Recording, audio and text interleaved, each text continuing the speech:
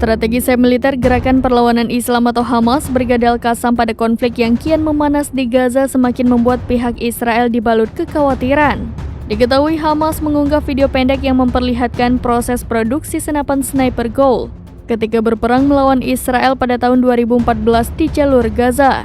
Sniper Goal diprediksi akan menjadi mimpi buruk bagi tentara Israel, sebab senapan ini memiliki jangkauan jarak jauh dan mematikan, yaitu mencapai 2 km dan menggunakan amunisi 14,5 mm.